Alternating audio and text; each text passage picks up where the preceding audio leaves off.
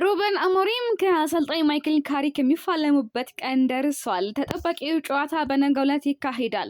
ማንቸስተር ዩናይትድ ከኤሲ ሚላን ጋር ለሚያደርገው የመጨረሻ የቀድሞ ውድድር ዘመን ወዳጅነት ጨዋታ እንግዲህ 26 ተጫዋቾች ስብስብ ይፋ ሆነዋል ማለት ነው። ካሪክ ለቀድሞ ውድድር ዘመን ጉዞ የመጨረሻ ጨዋታ የሚሆነውን የማንቸስተር ዩናይትድ ስብስብ ይፋ አድርጓል። ዩናይትድ የ2026-27 ይፋዊ የውድድር ዘመን ከመጀመሩ በፊት የመጨረሻውን የቀድሞ ውድድር ዘመን ወዳጅነት ጨዋታ ለማድረግ ወደ ቭሮክላቭ ፖላንድ ተጓዘ ይገኛል።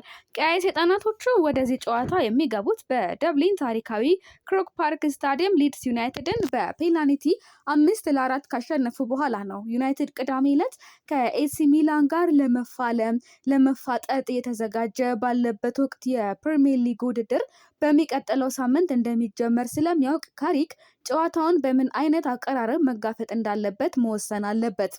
ለኤሲ ሚላን ጨዋታ የተመረጠው የማንቸስተር ዩናይትድ ስብስብ ኤሲ ሚላን በኢንዶኔዥያ ባደረገው የቀድሞ ውድድር ዘመን ወዳጅነት ጨዋታ በቼልሲ 3-0 በሆነ ውጤት ተሸንፎ ነበር።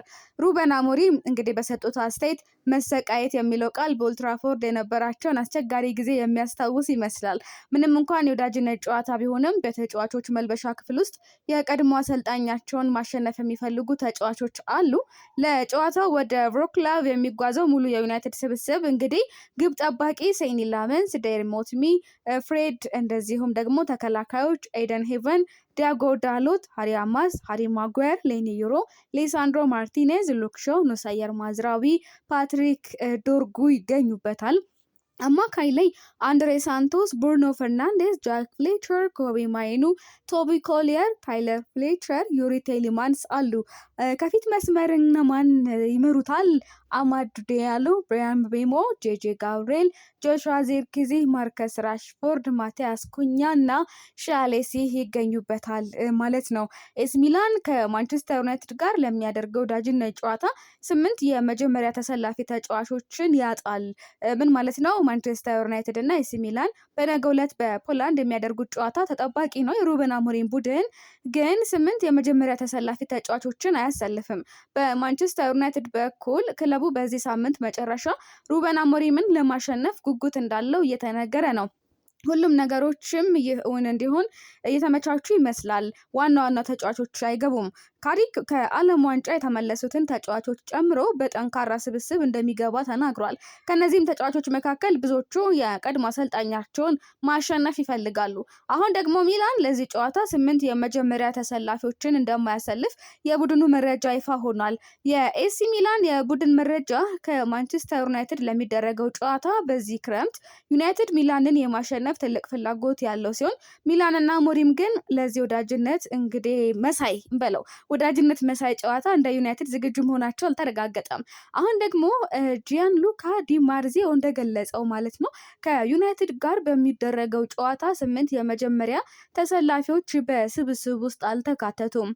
ፖርቹጋላዊ አጥቂ ራፋኤል ሊያኦ በጉዳት ምክንያት የማይሰለፍ በመሆኑ ሚላንን ከሚያጡት ወይም ደግሞ የሚላን ግልጋሎቱን ከሚያጡ ኮከቦች አንዱ እሱ ነው። ጨዋታው የሚያመልጣቸው የቀሩት 7 ተጫዋቾች ደግሞ ፊካዮ እንደዚህ በጣም ስማቸው ከባባድ ነውና ብቻ በአጠቃላይ 8 ተጫዋቾች አሰልጣኝ ሩበን አሞሪም አያገኙም። ይህ ሁኔታ ለአሰልጣኝ አሞሪም መደበኛ የመጀመሪያ 11 ስብስብ ውስጥ የሚካተቱ 3 ወይም 4 ተጫዋቾች አለመኖራቸውን የሚያሳይ ነው። በመሆኑም ለማንቸስተር ዩናይትድ ከጨዋታው በፊት ሌላ ትልቅ ብልጫ የሚሰጥ ሆኗል። አሳማኝ የሆነ ድልም ደግሞ ሊያስመዘግብ ይችላል ይጠበቃል። ዩናይትድ ሚላንን በሰፊ የጎል ልዩነት ማሸነፍ አለበት። የቀድሞ ውድድር ዘመኑ ለዩናይትድ ሙሉ በሙሉ በድል የተጠናቀቀ ባይሆንም ከአሞሪሙ ሚላን የተሻለ ብቃት ካላቸው ጠንካራ ቡድኖች ጋር ያደረጋቸው ጨዋታዎች በጣም ከፍተኛ ደረጃ የነበራቸው ነበሩ። የአሞሪም ቡድን በቼልሲ በሰፊ ውጤት ተሸንፏል። ዩናይትድም ሚላንን በከፍተኛ የጎል ልዩነት በመርታት ለአሞሪም ጥሩ ትምህርት ሊሰጠው ይገባል። ማርከስ ራሽፎርድ ዝግጁ ነው ወይ? ማቲያስ ኩኛ፣ ብሪያን ምቤሞ እና ቤንጃሚን ሼሽኮ በተወሰነ መልኩ መጫወት ያለባቸው ሲሆን ይህ ደግሞ እስካሁን ከአሞሪም አሰራር ጋር መላመድ ያልቻለውን ሚላንን የሚያስፈራ ነው የሚሆነው። በእርግጥ እነዚህ ሶስቱ ተጫዋቾች በአሰልጣኝ ሩበን አሞሪም ተወደው በክለቡ የመጡ ናቸው። ታዲያ ለበቀል ሊጫወት የሚችሉ ተጫዋቾች በእርግጠኝነት ማርከስ ራሽፎርድ፣ ይቀጥል ደግሞ ኮቢ ማይኖ በደንብ ደግሞ የሚበቀሉ ተጫዋቾች ናቸው። ምናልባት ካሪክ እድል ከሰጣቸው። አሞሪም በሳን ሲሮ በሚደረገው የአሰልጣኝነት ጉዞ የመጀመሪያ እይታዎች ማንቸስተር ዩናይትድ የእሳቸውን ኤሲ ሚላን እንዴት መጋፈጥ እንዳለበት አቅጣጫ አሳይቷል። እድሜያቸው 41 ዓመት የሆነው እንግዲህ ቀድሞ የማንቸስተር ዩናይትድ አሰልጣኝ አንዳንዴ አንቱ ስለሚባሉ ነው።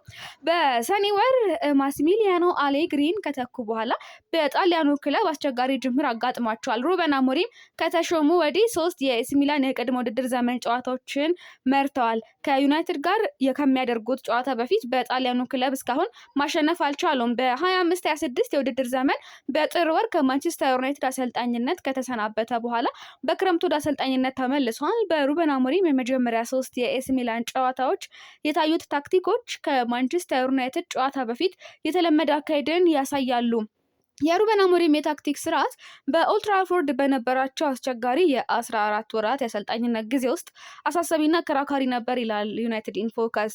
የቀድሞ የስፖርቲንግ ዳይሬክተር አማካይ በዩናይትድ ቆይታቸው በአብዛኛው 3-4-2-1 የጨዋታ አሰራራቸውን በግትርነት የተከተሉ ሲሆን ውጤቱም በጣም የሚያስፈራ ነበረ። የአሞሪም የጨዋታ ፍልስፍና በስፖርቲንግ በነበሩበት ወቅት በሀገራቸው አስደናቂ ውጤት አምጥቶ ነበር። አሁንም በኤሲ ሚላን ያንኑ ታክቲክ እየተከተሉ ይገኛሉ። ሚላን ከሴልቲክ፣ ኢንተር ሚላን እና ቼልሲ ጋር ባደረጋቸው የቀድሞ ውድድር ዘመን ጨዋታዎች የቀድሞ የዩናይትድ አሰልጣኝ የተለመደውን የ3-4-2-1 የጨዋታ አሰራራቸውን ሲተገብሩ ታይተዋል። ሴልቲክ ከኤሲ ሚላን 2-2 በተለያዩበት ጨዋታ ቋሚ 11 ተጫዋቾች ወይም ደግሞ የተጠቀሟቸው ተጫዋቾች በዚህ ፎርሜሽን መሰረት ፍሎ እያደረጉ ነበሩና ከዚህ ጋር በተያያዘ እንግዲህ ሩበን አሞሪም የታክቲክ እና የአሰራር ከተለያዩ የጨዋታ እውነቶች ጋር የሚላመድ ነው። አሁንም ያንን አሰራራቸውን ይዘው ቀጥለዋል። ስለዚህ በነገው ዕለት ደግሞ ማንቸስተር ዩናይትድን እንዴት ይገጥሙታል? አሞሪም በኦልድ ትራፎርድ ብሪያን ምቤሞ እና ማቲያስ ኩኛን ከክንፍ ተጫዋችነት ይልቅ በቁጥር 10 ቦታ ላይ በማሰለፍ ተመሳሳይ ነገር አድርገው ነበር። ከፓትሪክ ዶርጉ፣ ዲያጎ ዳሎ እና ማዲያሎ ጋር እንደሆነ ሁሉ አሞሪም ለአደረጃጀታቸው ተስማሚ የኋላ ተከላካይ ቦታዎች ባለመኖራቸው የሚላን ተጫዋቾችን በታክቲክ ወደ ክንፍ ተከላካይነት ቀይረዋቸዋልና ሩበን እና ተጫዋቾቻቸው በዚህ ሳምንት መጨረሻ ሆላንድን ይጎበኛሉ። ቅዳሜ ከሰዓት ደግሞ ነገ በቭሮክላቭ በሚገኘው ታርቺንስኪ አሬና የሚካኤል ካሪክን ማንቸስተር ዩናይትድን ይገጥማሉ ማለት ነው። በደንብ ደግሞ የሚጠበቅ ጨዋታ ያደርገዋል። ደጋፊዎች ከስካሁኑ የበለጠ ይሄንን ጨዋታ በደንብ ይጠብቁታል። ጨዋታው ለ26-27 ውድድር ዓመት የአቋም መፈተሻው የሚደረገው ነገ ነሐሴ 9 አመሻሽ 11:45 ይሆናል ማለት ነው። ይህንን ማንቸስተር ዩናይትድ ክለብ ያስተላልፈዋል። ጨዋታውን በተለያዩ አማራጮች መመልከት ትችላላችሁ ማለት ነው። እንደዚሁም ደግሞ የተለያዩ የኳስ አፖች አሉ። በተደጋጋሚ ስጠይቁ ስለነበረ ነው በምንኔ ይህንን ኳስ ስትሉ ነበርና ይህንን ጨዋታ GHD ስፖርት ያስተላልፈዋል። አፕሊኬሽኑን ብታወርዱት በዚህ ማየት ትችላላችሁ። ካለበለዚያ ሙሉ 90 ቲቪ የሚል እንደዚሁ አፕ ጨዋታውን ያስተላልፋልና ከዛ በመነሳት እንግዲህ እነዚህን ጨዋታዎች መከታተል ትችላላችሁ ማለት ነው። በአጠቃላይ ከነገ ጨዋታ ምን ትጠብቃላችሁ? በነገው ጨዋታ ከረፍት የተመለሱ ተጫዋቾች የመጫወቻ ሰዓት ያገኛሉ ተብሎ እንደሚጠበቅ ግልጽ ነው። ታዲያ በምን ልክ ደግሞ ይጫወታሉ? ምን አይነት ውጤት ይመጣል ብላችሁ ታስባላችሁ? ሀሳባችሁን እስቲ በኮሜንት ላይ ደግሞ አጋሩኝ ልስማ። በነገው ዕለት ደግሞ ሰፋ ያሉ ጉዳዮችን ይዤ ወደ እናንተ ደርሳለሁ። መልካም ጊዜ